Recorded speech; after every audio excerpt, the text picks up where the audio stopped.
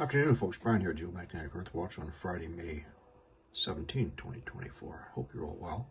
A little bit of an update here. So we have an M7 flare presently in progress, descending. However, just before then, we've already been in G2, moderate geomagnetic storm conditions.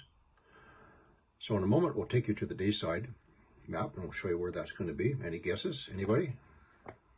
So our flare is taken off from the southeast limb of the sun, and take a look what's happening here. Hang on a minute.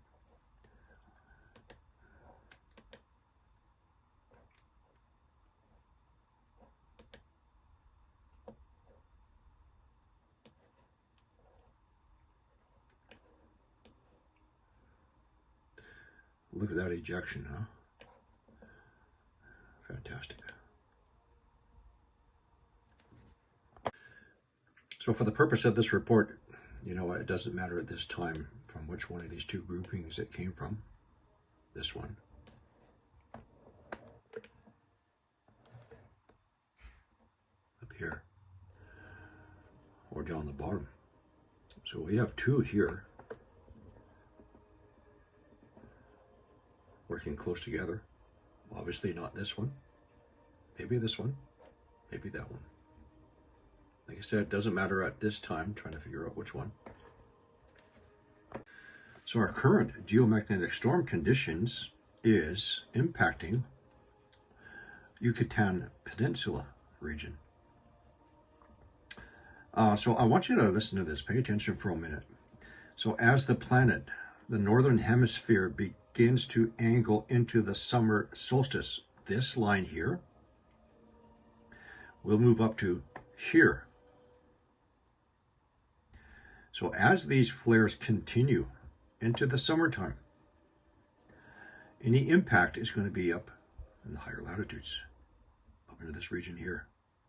So Italy, the volcanoes, Spain, the Azores, Canaries, coast of New York, Cascadia, and so on. Other side, Japan.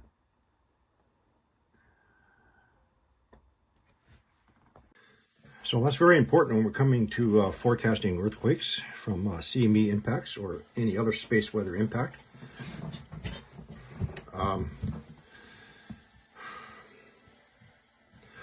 One moment.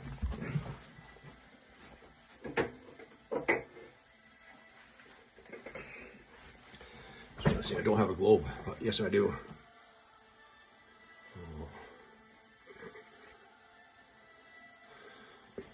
So again,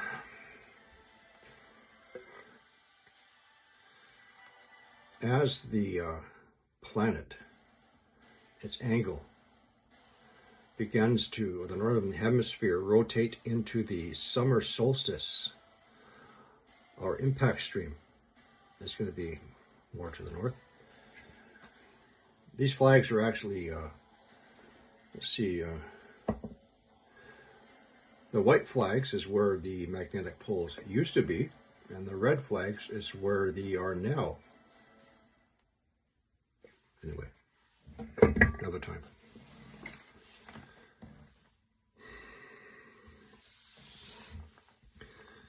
So yet again, people.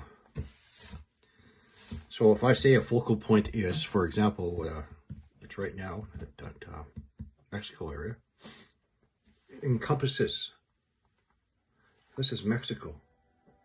The earthquake and volcano watch should be as far north as southern United States, as far south as, say, Peru, that entire area. Now, I don't know where that, the source of this current geomagnetic instability is. It doesn't matter. What matters is in the southern hemisphere, in the southeast limb of the sun, we have we have more than one active region. In fact, they're so close together again, we should maybe watch it closely. As it comes into Earth alignment, Now, Earth is more aligned to the sun's southern hemisphere from the equator down to the summer than the north. So we will watch these regions closely. Like I said, at this time, it doesn't matter which one it is.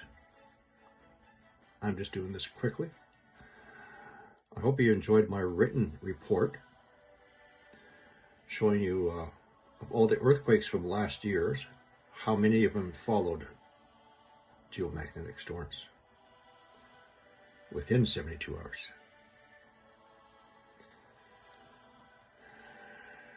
Now, I've listened to some of the more prominent YouTubers and their studies and all that. That's fine. Okay, that's fine. I don't look 2 months ahead. I don't look 64 days ahead following a solar storm and try and predict where an earthquake may happen. And they can't do it either. Not that far out.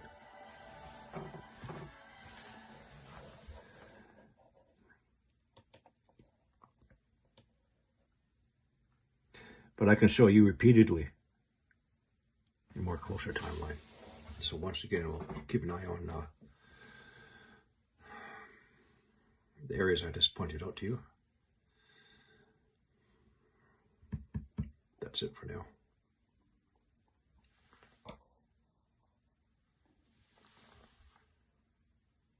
Gene, you drunk yet?